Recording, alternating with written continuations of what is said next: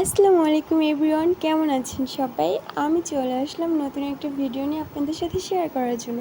তো হুট করে আমার দুপুরবেলা অনেক গরুর মাংস দিয়ে ভাত খাইতে ইচ্ছা করে, তো কী করে না ভেবে আমি বের হয়ে যাই বাসা থেকে গরুর মাংস কেনার উদ্দেশ্যে। তো এই তো রিকশায় উঠে গেলাম। অনেক রোদ ছিল, রাস্তায় প্রচুর রোদ, ধুলাবালি, অবশ্য কোনো জ্যাম নাই। তো এই তো টুকটুক করে আমি বাজারে চলে আসলাম। ফর দ্য ফার্স্ট টাইম আমি এভাবে একা একা বাজারে আসছি গরুর মাংস কেনার জন্য। আম্মুর সাথে আসছি, কিন্তু এভাবে একা একা কখনো বাজার করা হয়নি। মাংসের অনেক বেশি প্রাইস ছিল, বাট অনেক ফ্রেশ ছিল। জানি না ঠকছি কি জিতছি। তো আমি 1 কেজির মতো নিয়ে নিচ্ছি, আমার কলিজা অনেক পছন্দ। তো কলিজা মাংস দুইটা মিক্স করে 1 কেজি নিয়ে নিয়েছি। আল্লাহই জানি ঠকছি কি জিতছি, বাট মাংসগুলো অনেক ফ্রেশ ছিল। তো মাংস নিয়ে আমি একটু লেবু শসা নিয়ে নিলাম। লেবুর যে দাম 70 টাকা হালি, বাবার বাবা কীভাবে কী খাবো। তো এই তো বাসায় চলে আসলাম, সব কিছু দেখছি, গুছিয়ে নিচ্ছি। তো গুছিয়ে নিয়ে রান্না করতে গেলে খুব তাড়াতাড়ি সহজে রান্নাটা হয়ে যায়। তো ম্যাজিক তো ম্যাজিক করে সব কিছু আমি গুছিয়ে নিলাম। তো আজকে ভাবছি একটু অন্যভাবে রান্না করব। সব কিছু মানে পাটায় বেটে মশলাগুলো রান্না করলে মাংসের স্বাদটা অনেক বেশি ভালো হয়। তো আমি এভাবেই করব।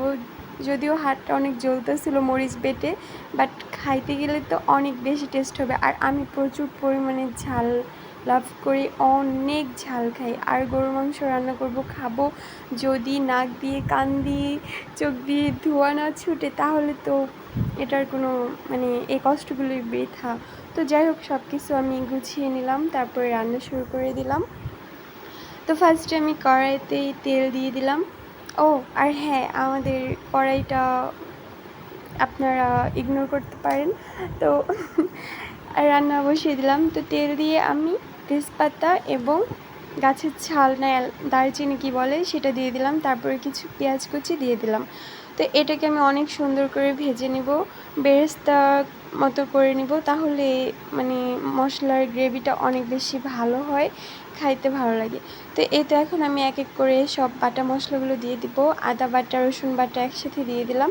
এটি একটু ভেজে তারপর আমি মরিচ বাটা আর এখানে জিরা, এলাচ, তারপরে গোলমরিচ, তারপর নাকফুল, এগুলো সব কিছু মিক্স করে বেটে নিয়েছিলাম। এটা দিয়ে একটু পানি দিয়ে মশলাটা অনেক ভালো করে কষিয়ে নেব।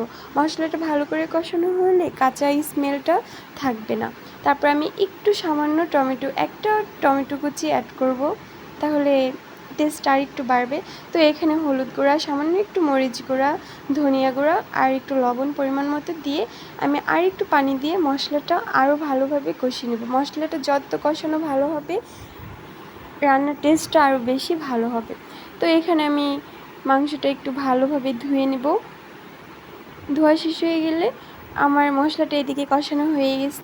দেখতেই অনেক লোভনীয়, অনেক ঝাল। এখনই তো এইটা দিয়েই তো আমার ভাত খেয়ে ফেলতে ইচ্ছা করতেছে। তো যাই হোক, এখন আমি এখানে মাংসটা দিয়ে দিব। মাংসটা দিয়ে আমি এখন এটাকে খুব ভালোভাবে নেড়েচেড়ে কষিয়ে নেব।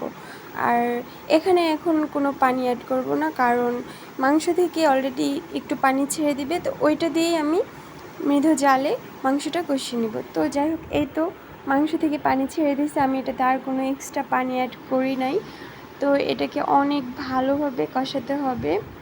তো কষানো শেষ হলে আমি এখানে একটু আলু অ্যাড করব। আমার গরুর মাংসের সাথে আলুটা অনেক ভালো লাগে। কেউ পছন্দ করে, কেউ পছন্দ করে না, বাট আমার ভালো লাগে। তো এই তো কষাচ্ছি, অনেক ভালোভাবে এটা কষিয়ে নেব। কালারটা জাস্ট ওয়াও, অস্থির একটা কালার, প্রায় কালা ভুনার মতন করে ফেলছি। এটা যত কষানো হবে তত ভালো লাগবে, তত খাইতে ভালো লাগবে। মাংসের কালারটা জাস্ট চেঞ্জ হয়ে গেছে, আর এত পরিমাণে লোভনীয় হয়েছে, এখনই খেয়ে ফেলতে ইচ্ছা করতেছে। তো যাই হোক, এখানে একটু পানি দিয়ে অ্যাড করে দিলাম। তো মাংসটা একটু সিদ্ধ হতে হবে, পরিমাণ মতো পানি দেবো, আমি ঝোল রাখবো না বেশি, এই জন্য সামান্য পানি দিলাম, জাস্ট যাতে পানিটা শুকিয়ে মাংসটা মাখা মাখা হয়ে যায়। তো একটু ফ্লেভারের জন্য আমি 3টা কাঁচামরিচ অ্যাড করলাম। তো এই তো আমার রান্না প্রায় শেষ। ভিডিওটা ভালো লাগলে অবশ্যই ফলো দিয়ে পাশে থাকবেন। আল্লাহ হাফেজ।